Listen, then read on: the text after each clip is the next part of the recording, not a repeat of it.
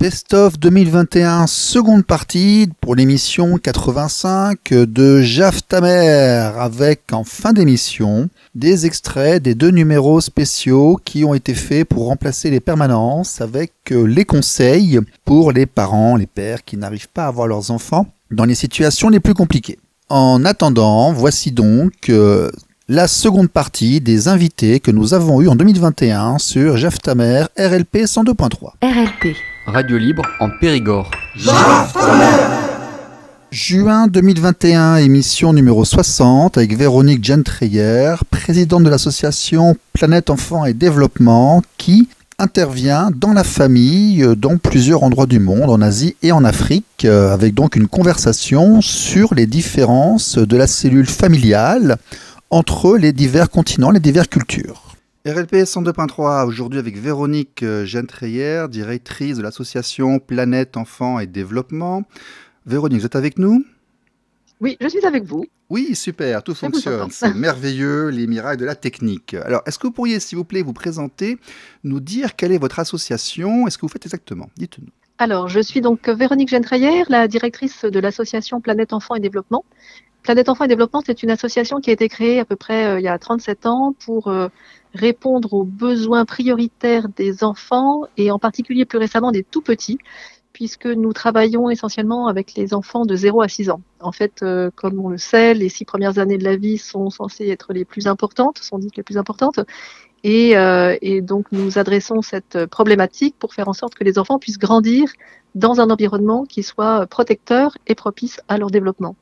Nous ne travaillons pas en France, mais nous travaillons à l'étranger, dans des pays en voie de développement, comme on dit, au Népal, au Cambodge, au Vietnam et au Burkina Faso. Voilà. Et donc moi, je suis la directrice de cette association depuis une dizaine d'années.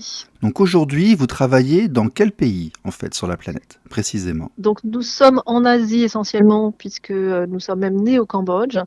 Il y a donc 37 ans. Nous sommes donc toujours au Cambodge. Durant les Khmers rouges, je suppose. Juste après, voilà, juste après. Oui. Nous étions la première association française à s'implanter au Cambodge et à vraiment travailler avec le gouvernement à la reconstruction du pays. Après la chute de Pol Pot, oui. Exactement, donc en travaillant sur les formations de pédiatrie, de gynécologie, de travailler, reconstruction de maternité, donc tout ce qui était axé sur le développement de l'enfant. Et donc ça a été effectivement une grosse partie de notre activité. Et puis ensuite nous sommes allés travailler au Vietnam, puisque c'est le pays qui est juste à côté. Ensuite nous sommes allés, tout en restant au Vietnam, nous sommes toujours au Vietnam, mais nous sommes aussi au Népal depuis une vingtaine d'années. Et depuis 15 ans à peu près, nous sommes aussi maintenant en Afrique, au Burkina Faso. Burkina Faso, d'accord. Oui. Ok.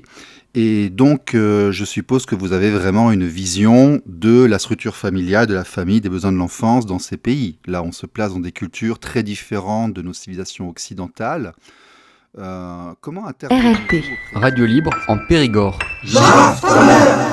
Juillet 2021, émission 63 avec Arnaud, un papa que nous suivons depuis plusieurs années et qui effectivement réussit à rétablir le contact avec son enfant après avoir passé une période extrêmement difficile. Donc une nouvelle étude de cas mise en avant pour expliquer la problématique de notre environnement. RLP 102.3 avec aujourd'hui des nouvelles d'Arnaud. Alors Arnaud, pour résumer, s'est séparé avec son ex en janvier 2000 combien Arnaud ? Janvier 2019. Janvier 2019, madame est partie en l'accusant de plein de choses évidemment absolument horribles. Il n'a pas pu voir son fils Loïc durant plusieurs mois. Oui. Son ex a fait preuve d'instabilité, a changé de département. Il a récupéré son Loïc, il avait quel âge à l'époque là, parce que tu l'as récupéré avec la marque des 5 doigts sur la joue gauche? C'était l'année dernière, au mois de février 2020, il avait 2 ans. Il avait 2 ans. À la suite de ça, placement dans un foyer, arrivée du Covid, fermeture du foyer, première famille d'accueil, deuxième famille d'accueil, troisième famille d'accueil, impossible de le voir, gros bazar, gros pataquès, énième famille d'accueil, je crois, en septembre dernier. Les services sociaux qui commencent à dire que madame déconne à plein tube et que tu serais peut-être beaucoup mieux pour élever ton garçon, sachant que tu avais déjà un enfant dont tu as la garde d'une union préalable. Saisie du JAF, je crois, cet hiver, le juge d'affaires familiales qui t'attribue la garde de l'enfant, mais le juge des enfants, lui, par contre, continue le placement. Et puis là, je crois que j'ai rien oublié. Hein. Non, tout est là. Voilà, tout est là. Et là, il y a 3 semaines, tu apprends que la dernière famille d'accueil ramène ton petit à l'ASE en disant « j'en veux plus » avec son sac et elle repart. L'ASE dit « aïe », elle te l'amène chez toi, ne sachant pas ce que tu en feras 48 heures plus tard. C'est bien ça ? Oui, voilà, c'est tout à fait ça. Eh ben vas-y, dis-nous ce qui s'est passé après. Alors, ce qui s'est passé, c'est que du lendemain que j'ai dû aller chercher mon fils, faire ce grand déplacement pour aller chercher mon enfant. RLP. Radio libre en Périgord.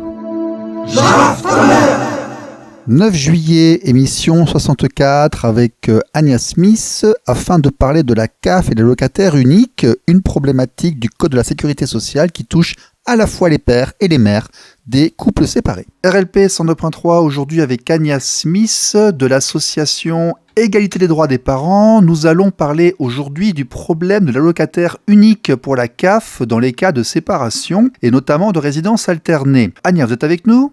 Oui, je suis avec vous. Oui, merci beaucoup. Est-ce que vous pourriez, s'il vous plaît, nous expliquer en quoi vous êtes concerné par ce problème d'allocation de la CAF qui n'est pas réparti entre les 2 parents gardiens des enfants et ce que vous faites pour essayer d'arranger, d'améliorer tout cela? Oui. Alors, merci de m'avoir invité et je dois dire que c'est quelque chose qui m'a vraiment frappée et étonnée en 2016. Je crois que c'était en 2016 que je me suis rendu compte du problème et même un peu avant parce que j'avais un problème avec mon ex-mari et je ne pouvais pas, j'avais plus accès au compte commun et je n'avais plus accès à l'argent, enfin de la famille.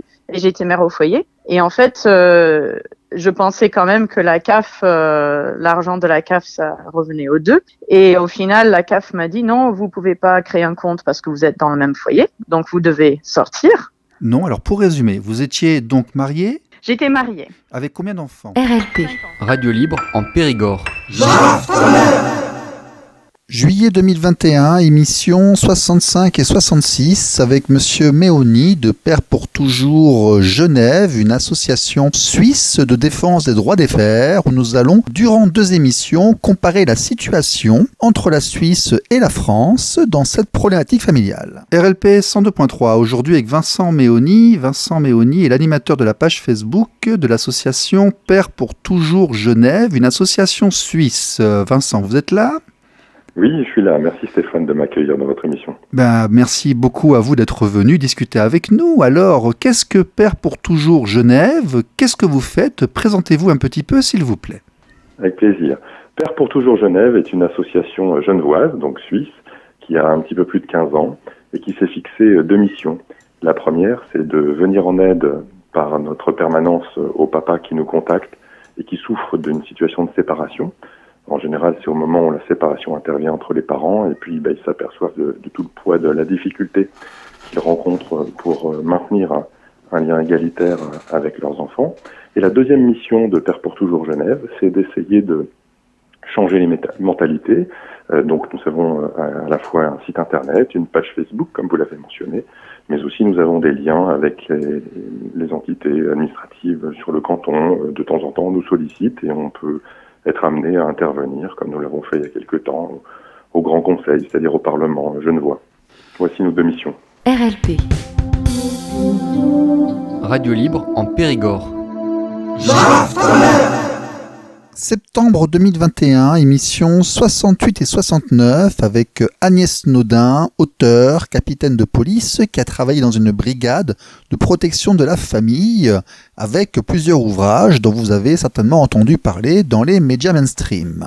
RLP 102.3, aujourd'hui avec Agnès Naudin. Agnès Naudin est capitaine de police en disponibilité après 10 ans d'exercice, dont 3 au sein d'une brigade territoriale de protection de la famille, si j'ai bien compris. Elle est autrice au Cherche Midi ainsi que chez Robert Laffont. Elle a écrit notamment Enfance en danger, Affaires d'ado, Affaires de famille et Avis de recherche. Agnès, vous êtes là ? Oui, bonjour. Bonjour, merci beaucoup d'être venu. Est-ce que vous pourriez, s'il vous plaît, vous présenter, dire votre parcours, ce qui vous a amené à faire votre métier, ce que vous avez fait dans votre métier et en quoi consistait effectivement ce travail-là ? Dites-nous. Alors, j'ai toujours voulu être policier depuis toute petite. Je voulais travailler sur tout ce qui était les enlèvements internationaux d'enfants et les réseaux de prostitution de l'Est, mais depuis toute petite. Donc, je pense que je savais pas trop ce que ça voulait dire à ce moment-là. Donc, j'ai grandi sans me poser de questions jusqu'à arriver à la fac, où j'ai fait du droit, toujours dans cette optique de rentrer dans la police. J'ai fait mes 5 ans de droit, parce qu'entre-temps, je me suis un peu perdue. J'ai découvert d'autres matières dans le droit, et notamment le droit de la famille, qui me plaisaient beaucoup. Je me suis posé la question d'être avocate à ce moment-là. J'ai passé les concours d'avocat 2 fois. La première fois, je l'ai raté à l'écrit et la deuxième fois à l'oral parce que juste avant de rentrer dans RLP, Radio Libre en Périgord. Septembre 2021, émission 70 et 71 avec Franck Blanchard, major de police, avec qui nous allons parler beaucoup de placements abusifs, de services sociaux vus de l'intérieur depuis la police. RLP 102.3 aujourd'hui avec Franck Blanchard de la police nationale. Alors c'est très intéressant parce que nous avions eu Agnès Naudin la semaine dernière, qui est une femme, qui était capitaine de police, et nous avons aujourd'hui Monsieur Blanchard. Vous êtes avec nous ? Je suis bien avec vous, bonjour. Oui, bonjour, merci d'être revenu, j'espère que vous allez bien. Alors, Monsieur Blanchard, pourriez-vous, s'il vous plaît, vous présenter ? On va faire comme d'habitude, vous allez dire qui vous êtes, votre parcours, ce qui vous a amené à faire ici, et qu'on comprenne bien après, quand vous parlerez, d'où vient votre voix, s'il vous plaît. Voilà, donc je suis fonctionnaire de police depuis 1986, donc j'ai 35 ans d'administration. J'ai voyagé en France parce que pour prendre mes grades, j'ai donc fait des mutations pour prendre mes grades et non pas sur place. Ça veut dire que j'ai une vision, je peux estimer que j'ai une vision globale de la société au sein de l'administration. Et donc mes formations, je suis officier de police judiciaire. Ça, c'est une formation importante dans ma fonction. D'accord. On a quand même des pouvoirs qu'on n'a pas en tant qu'agent de police judiciaire. C'est un petit peu plus, si vous voulez. D'accord. Et sous les ordres directs du procureur de la République. D'accord. Donc voilà. Donc au cours de ce cursus, j'ai pu forcément observer tout ce qui n'allait pas non plus, savoir que je m'estime relativement intègre dans ma profession, et j'ai pu découvrir quand même des sacrés dysfonctionnements au sein de la police que j'ai relevé durement, parce que j'ai même dénoncé ça en justice à différentes périodes, surtout en fin de carrière. Bon, ça fait 37 ans de police, vous êtes à quel grade actuellement ? Là, je suis major de police, passionné dans ma profession, quoi. Après, j'ai encadré, sur la fin, un groupe de 17 personnes en tant que chef de groupe en matière judiciaire. Alors, ça n'a jamais été du grand judiciaire, ça n'a jamais été des affaires criminelles, je ne suis pas en police judiciaire, mais tout est intéressant finalement dans les enquêtes, même les petites enquêtes de vol ou d'agression.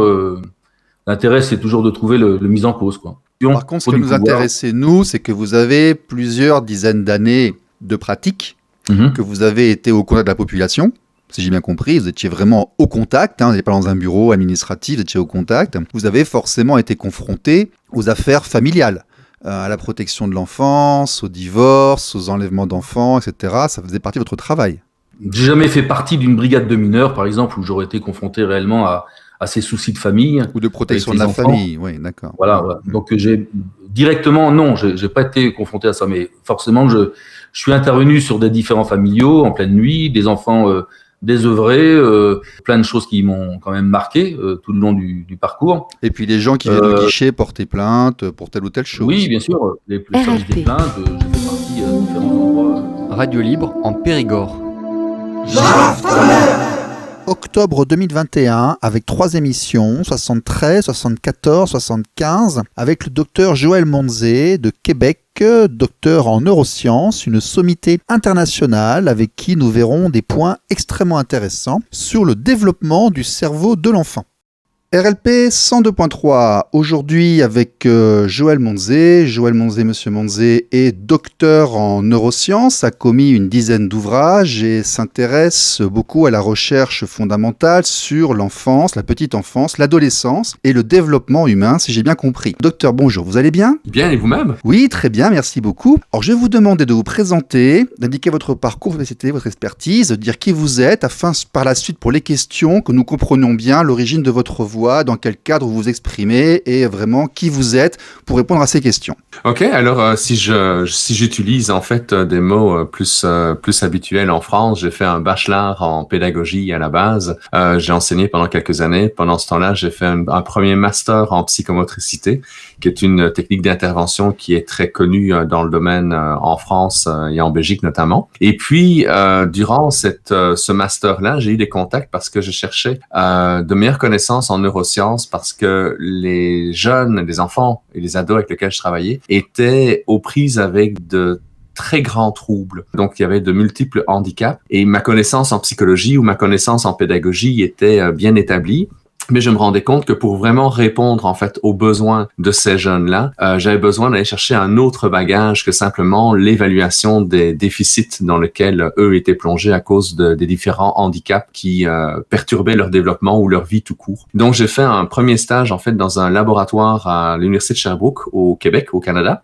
Et de deux choses l'une, premièrement, ça a confirmé mon intérêt à faire des neurosciences et deuxièmement, je suis tombé en amour avec la belle province, ce qui fait que j'ai quitté ma Belgique. J'ai fait un deuxième master en neurosciences appliquées au corps en mouvement parce que ça venait vraiment répondre à mes questionnements cliniques. Et de là, j'ai décidé d'aller faire carrément mon doctorat en neurosciences à la faculté de médecine de l'Université de Montréal parce que je voulais avoir une meilleure compréhension de comment les cellules fonctionnent les unes par rapport aux autres, comment l'orchestration du cerveau se faisait. Et donc, j'ai fait de la recherche fondamentale pendant 6-7 ans chez le singe pour arriver justement à mieux comprendre comment le cerveau fonctionne. Puis mon intention au départ, c'était de continuer ce genre de recherche-là, mais dans des zones qui sont très stimulées par la psychomotricité. Et j'en parlais justement avec le directeur du centre de recherche où je faisais mon doctorat, parce que lui était intéressé à mon parcours de recherche et à mes intentions ultérieures, et je lui explique ce que je veux faire. Et puis là, à ce moment-là, le directeur me dit « Mais Joël, te rends-tu compte que si jamais tes hypothèses, elles sont vraies, le pouvoir que tu vas donner aux compagnies pharmaceutiques pour contrôler la pensée humaine. »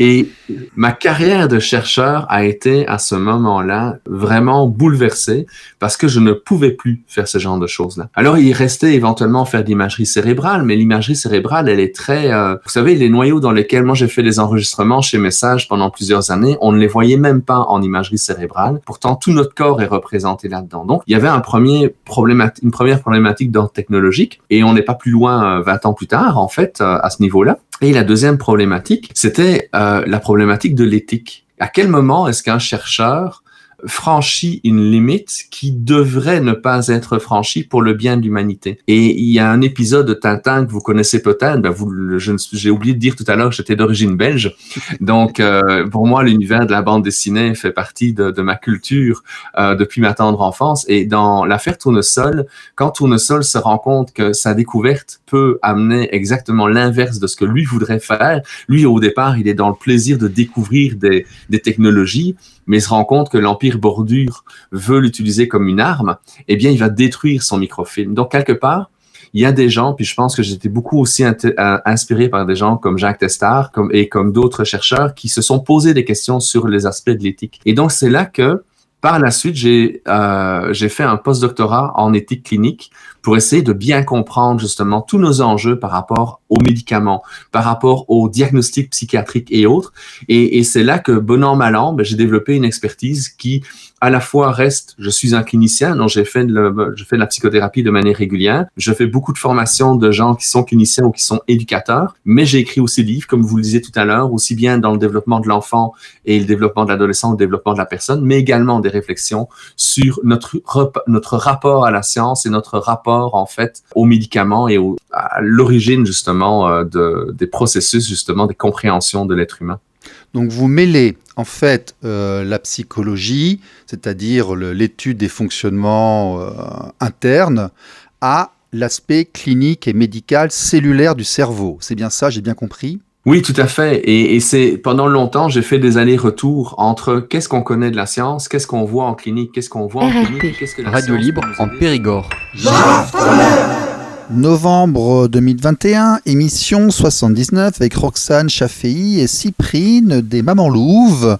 Les Mamans Louves qui se regroupent ensemble car elles estiment que l'État prend trop de décisions qui devraient en fait nous revenir à nous, parents, par rapport à nos enfants. RLP 102.3, aujourd'hui avec Roxane et Cyprine du mouvement des Mamans Louves dont nous avons parlé la semaine dernière avec Anaïs, mouvement des Mamans Louves qui s'est notamment mis en avant le 4 novembre dernier à Paris lors d'un courrier présenté au président Emmanuel Macron et une réponse on va dire un peu brutale et un peu difficile des services de sécurité. Les Mamans Louves, qu'est-ce que c'est les Mamans Louves? Ce sont des mamans qui estiment que ce n'est pas forcément à l'État d'éduquer nos enfants et qu'aujourd'hui dans la gestion notamment du Covid, celui-ci prend trop de place dans les décisions éducatives. Alors Roxane et Cyprine, bonjour.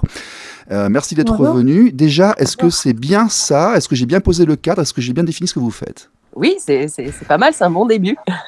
Bon. Stéphane? Oui. Oui, les mamans louves, effectivement, il y a une notion de responsabilité d'abord sur l'éducation, certes, mais sur la vie globale de nos enfants, parce que les décisions que prennent les instances décisionnaires, elles touchent pas seulement à leur éducation, elles touchent tout simplement à leur vie, à leur psychologie, à leur état de santé physique, psychique, Oui.